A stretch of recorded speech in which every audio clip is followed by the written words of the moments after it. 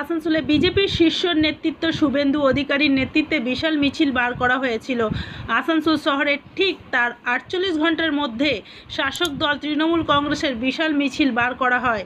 তৃণমূল কংগ্রেসের জেলা সভাপতি নরেন্দ্রনাথ চক্রবর্তী, আসানসোল পৌর নিগমের মেয়র বিধান উপাধ্যায়, রানীগঞ্জ বিধানসভার বিধায়ক তাপস ব্যানার্জি, জামুরিয়ার বিধায়ক তথা তৃণমূল কংগ্রেস সহ সভাপতি হরেরাম সিং, রাজ্যের আইনমন্ত্রী মলয় ঘটক, প্রদীপ মজুমদার, তৃণমূল কংগ্রেসের রাজ্য নেতৃত্ব ভি শিবদাসান দাসু, আসানসোল পৌর নিগমের ডেপুটি মেয়র ওয়াসিমুল হক, শ্রমিক সংগঠনের সভাপতি ও ডেপুটি মেয়র অভিজিৎ ঘটক, এমএমআইসি গুরুদাস চ্যাটার্জি, সুব্রত অধিকারী সহ বিভিন্ন নেতৃত্বরা।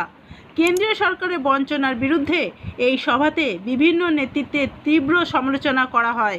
Green Asansol, clean Asansol. ওনাদের দুর্গাপুরে এমপি ছিলেন, তিনি কিছু করেছেন? আসলে বিজেপি পার্টিটা হলো ধর্মেও দোহাই দিয়ে ক্ষমতায় টিকে থাকার চেষ্টা। তাই বন্ধু, মুখ আর মুখোশ বাংলার মানুষ চিনে ফেলেছে। তাই শুভেন্দু বাবু, আপনি যতই হাই ফাই করুন, বাংলায় আপনার স্থান নাই। আপনি ভেবেছিলেন লোডশেডিং করে দিদিকে হারিয়ে দিয়েছেন না, এবারে আর লোডশেডিং হবে না। কারণ 2021-এ কিছু মানুষ ভেবেছিল আপনাদের লম্ফঝম্প হেলিকপ্টার দেখে, আপনাদের অর্থের ব্যাগ দেখে, আপনাদের পেশি শক্তি দেখে ভেবেছিল বোধহয় আপনারা ক্ষমতা আসবেন। দিকে এগাই নেই, আমরা কাঁকসা দিকে যাই নেই, আমরা এই পাণ্ডবেশ্বরের পরে এই দিকটাতেই আছি। তো ওই দিকে গেলে কি হাল হবে সেটা নিজেরাই তো দেখে বুঝলাম। এটা ট্রেলার হইলো, আগামী দিনে যা দেখাবো সেটা দেখতে দেখতে হয়তো ঢোকার ক্ষমতাও থাকবে না আসানসোলে তোমাদের। আমার বক্তব্য খালি মানুষকে উত্তেজিত না করে ডেভেলপমেন্টের মাধ্যমে ভোট করাও। আর মানুষ রেডি আছে। তোমরা পশ্চিমবঙ্গের সংস্কৃতিতে সেটা নাই, গালাগালি করা, কারুর ধর্মকে নিয়ে বলা, এই করা ওই করা, এগুলো কিন্তু সংস্কৃতিতে আমরা মানি না। যত তোমরা গাল দিবে তত আমরা ভোট পাবো, মানুষের আশীর্বাদ পাবো, এটুকু মনে রাখবে। তো সকলকে অনেক অনেক ইসিএল আরো 50,000। আপনারা সরকার আসার পরে 60,000 মানুষের চাকরি খেয়েছেন।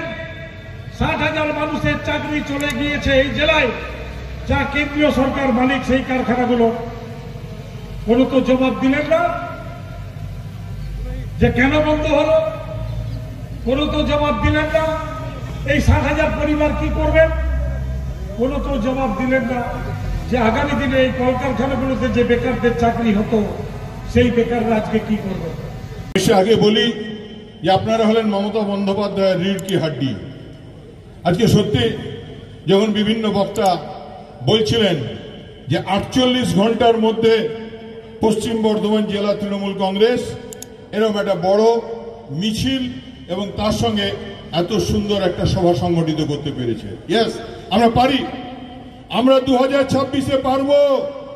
2026-এ আমাদের লক্ষ্য একটাই, মঞ্চে যারা আছি, মঞ্চের নিচে যারা আছি, সবাই আজ থেকে শপথ নিয়ে যান যে 2026-এর একটাই লড়াই, নয় জয়।